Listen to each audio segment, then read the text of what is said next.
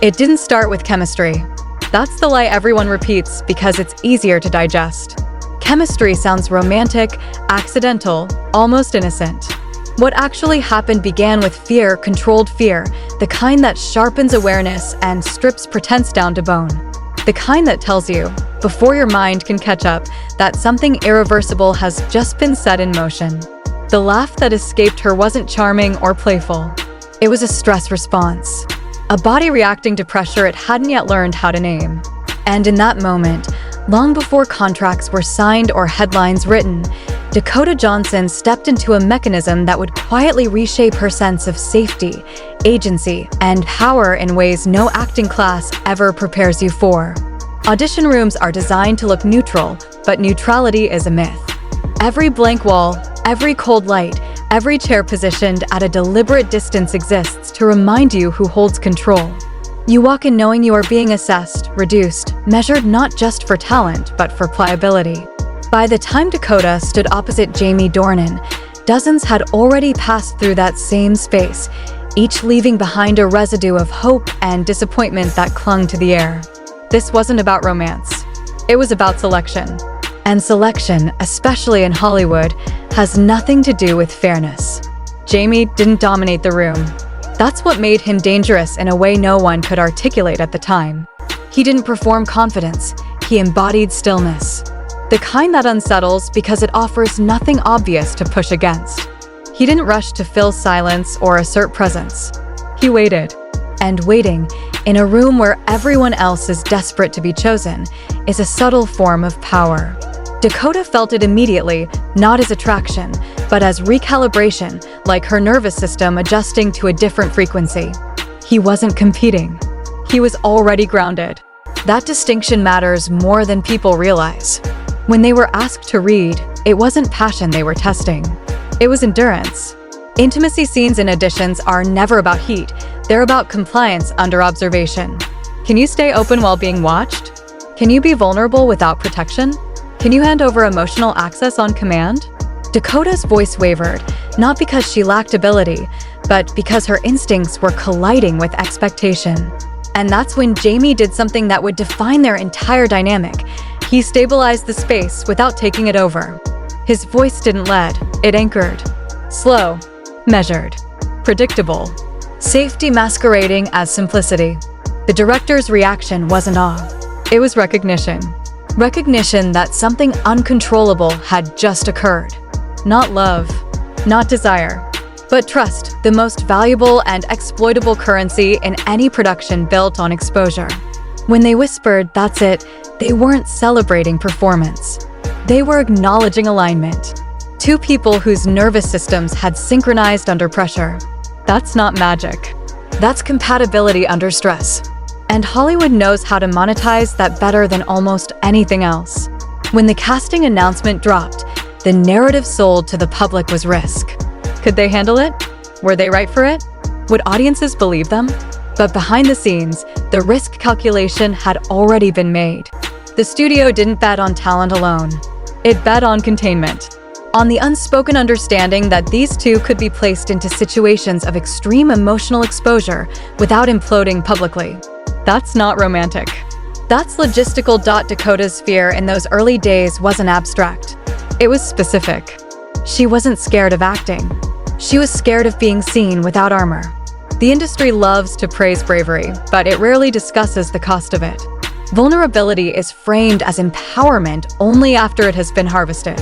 On set, every expectation pressed down on her at once, the weight of a famous name, the scrutiny of adaptation, the unrelenting gaze of an audience that hadn't yet decided whether to elevate or devour her. And in the middle of that storm, Jamie became something far more influential than a co-star.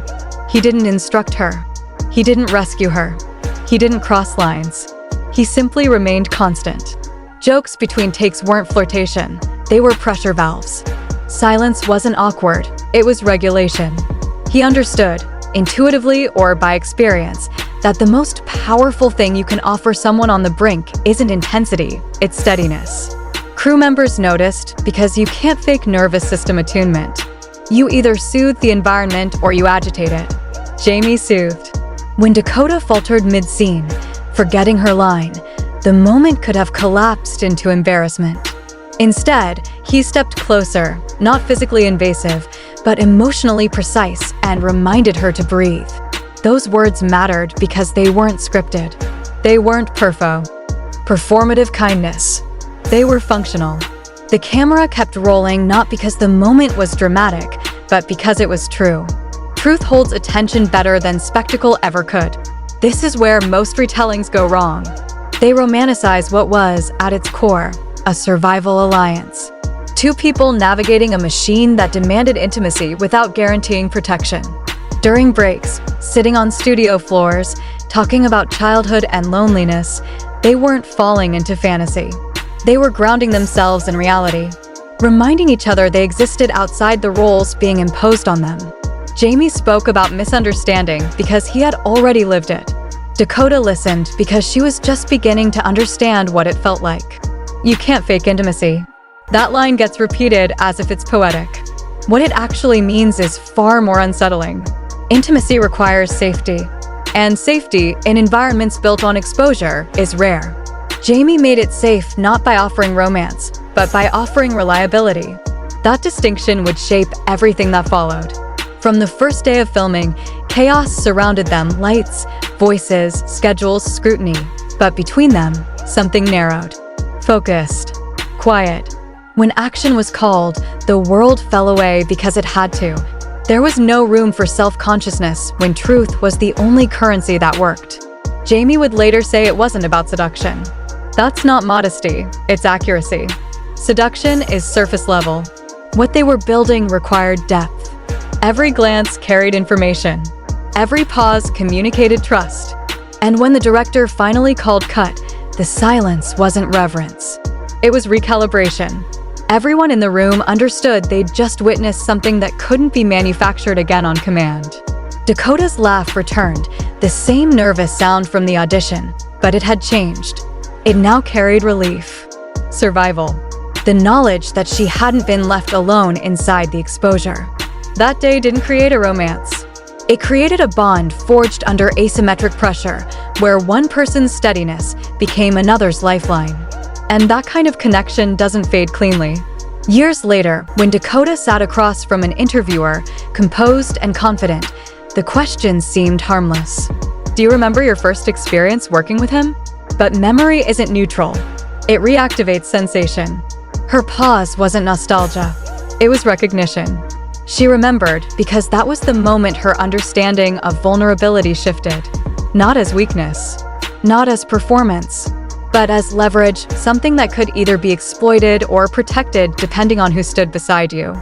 The audience leaned in because they sensed it too. This wasn't gossip. It wasn't confession. It was a reckoning with the cost of becoming visible in an industry that profits from intimacy while rarely safeguarding it. And as she spoke about uncertainty, pressure, and the way everything hinged on connection, what emerged wasn't chemistry. It was infrastructure. Emotional infrastructure. Something built quietly, deliberately, because without it, everything would have collapsed. Then came the breakdown. The part most people misunderstand. Breaking down isn't failure, it's information. It tells you where the load exceeds capacity. When Dakota locked herself in her trailer, unsure if she could continue, that wasn't drama. It was a nervous system hitting its limit. The knock on the door wasn't heroic. It was human. Jamie didn't rush to fix her. He didn't offer platitudes. He sat on the floor, lowering himself, not elevating above her, and waited. That choice mattered. We'll figure it out together. Not romantic, not profound, but stabilizing. It shifted the dynamic from isolation to alliance, from performance to partnership. And once that line was crossed, there was no going back to pretending this was just a job. They didn't become lovers. They became co-regulators in an environment designed to dysregulate. After that day, intimacy stopped being acted and started being negotiated moment by moment. Teasing before takes wasn't play, it was grounding. Challenging each other wasn't ego, it was mutual accountability. They became mirrors, reflecting not fantasy, but truth. And truth, when you're exposed, can feel dangerously close to love. Dakota's admission that sometimes she didn't know whether it was her or the character speaking wasn't confusion. It was integration. The boundary blurred because the conditions demanded it. When asked if she fell for him, her non-answer was the only honest response available. Labels collapse under pressure. What they fell into is truth, and truth doesn't ask permission before it changes you. Jamie's later words echoed the same understanding. What they shared was unique because it was functional, built on trust, on vulnerability, on the mutual recognition that once you've seen someone unguarded in a system that rewards exposure, that knowledge never fully leaves you, even when life moves on. But this wasn't a fairy tale ending. When filming stopped, reality returned with its own gravity. Separate lives, separate obligations, boundaries reinstated. Yet the bond lingered undefined, untouched, precisely because it couldn't survive scrutiny without being distorted. Some connections exist only in the margins, where they can't be owned or consumed. When Dakota was asked what she learned, her answer cut through every romantic retelling. Vulnerability isn't weakness, it's power, but only when it's met with respect. And that's the part the industry rarely teaches, because power that's understood is harder to exploit. When the interviewer asked what she'd say to him now, the room fell silent not because it was emotional, but because it was final. Gratitude doesn't need elaboration. Thank you for making me brave when I didn't know how to be. That wasn't sentiment. It was acknowledgement of a debt that couldn't be repaid publicly without cheapening it. The clip went viral because audiences sensed authenticity, not scandal, not romance, something rarer. Two people who had navigated impossible circumstances without destroying each other. But what most viewers missed, and what we haven't talked about yet, is what that kind of bond costs long-term. Because safety given under pressure doesn't disappear without consequence. And that's where this story actually begins. By the time the world decided to call it chemistry, the damage and the dependency had already been done.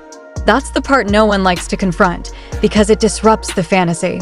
Audiences want to believe connection blooms naturally, that intimacy unfolds because two people are meant to meet. But what formed between Dakota Johnson and Jamie Dornan wasn't born in freedom. It was forged inside constraint. And anything created under pressure carries a cost that doesn't announce itself until much later. Once filming moved beyond the early days, the environment changed. Familiarity breeds confidence, but it also breeds expectation. The set stopped feeling new and started feeling owned, not by the actors, but by the production itself. Schedules tightened.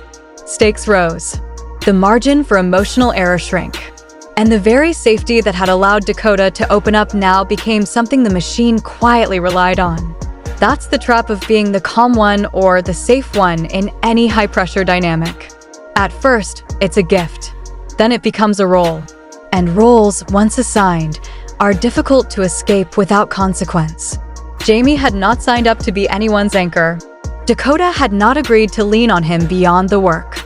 But systems don't care about intention. They care about outcome. And the outcome was clear. Scenes worked better when they trusted each other deeply. Performances landed harder when vulnerability wasn't negotiated every day. So the production leaned into it. Not explicitly, not cruelly, just enough to make it indispensable. This is how emotional labor becomes invisible. No one asked Jamie to regulate Dakota's nervous system. No one told Dakota to rely on him. But once it happened organically, it became part of the structure, unspoken, uncredited, unrewarded. And once something becomes structural, opting out feels like sabotage. Every intimate scene raised the stakes. Not just because of content, but because of context. 50 Shades was not a small indie film where risk could be absorbed quietly. It was a cultural lightning rod before it even premiered. Every frame would be dissected, every interaction scrutinized. And the burden of carrying that tension fell disproportionately on the people whose bodies and emotions were being exposed on screen. Dakota bore the brunt of it, not because she was weaker, but because visibility is unevenly distributed. She was the face of a fantasy millions already had opinions about. She was the one whose boundaries were debated publicly as if they were negotiable. And every time the pressure mounted, the instinct was the same: ground with the person who made it safe. Safety, however, is not neutral. It creates attachment. Not romantic attachment, something more insidious.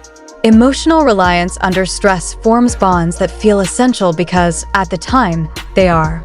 And the problem with bonds formed under necessity is that they don't dissolve just because circumstances change. Behind the scenes, the rhythm they had built became routine. Jamie knew when to joke, when to stay silent, when to offer reassurance without patronizing. Dakota learned how much she could lean without feeling like she was falling. That dance looked effortless from the outside. Inside, it required constant calibration. One misstep could destabilize the entire emotional ecosystem. And here's the part no one likes to say out loud. Once you become someone's safe place in a high-stakes environment, leaving that role, even unintentionally, feels like abandonment. Not because of romance, but because of survival memory. The body remembers who helped it breathe. As filming progressed, intimacy blurred further. Not sexually, emotionally. There were moments when scenes ended, but the emotional state didn't. When tears came too easily. When eye contact lingered a beat longer than scripted. When the line between character and self thinned to the point of discomfort. These weren't scandals. They were warning signs. Dakota's admission that she sometimes didn't know who was speaking, her or the character, wasn't poetic vulnerability. It was dissociation flirting with integration. A mind trying to reconcile authenticity with performance in an environment that rewarded both, but protected neither. Jamie felt it too, though he spoke about it differently. Calm people often absorb more than they reveal. His steadiness wasn't effortless, it was disciplined. And discipline has limits. Carrying emotional weight silently doesn't make it lighter. It just makes it quieter. The public narrative never accounted for that. Interviews framed their connection as chemistry, professionalism, mutual respect. All true, all incomplete. What wasn't discussed was how being each other's emotional constant made it harder to return to neutrality. How stepping away at the end of a shoot didn't feel like relief, but like withdrawal. When filming wrapped, there was no ceremony for the bond they'd built. No decompression. No ritual of closure. Just schedules moving on and lives resuming as if nothing extraordinary had occurred. But something had. And the body doesn't reset just because production does. Jamie returned to his family. Dakota moved into new projects. On paper, everything was healthy, appropriate, adult. Emotionally, there was a phantom limb. The absence of the person who had helped regulate fear under extreme exposure left an echo that didn't have a clear place to land. This is where most stories lie. They pretend separation is clean if it's not romantic. But intimacy doesn't require romance to imprint. Trust under pressure rewires expectation. Once you've experienced being seen without judgment in a hostile environment, you don't forget how rare that is. For Dakota, the impact showed up subtly. Increased confidence, yes, but also a sharper awareness of risk. She had learned how powerful vulnerability could be and how dangerous. She became more controlled in interviews, more intentional with disclosure. Braver, but not reckless. That's not growth by accident. That's learning from exposure. For Jamie, the imprint was quieter.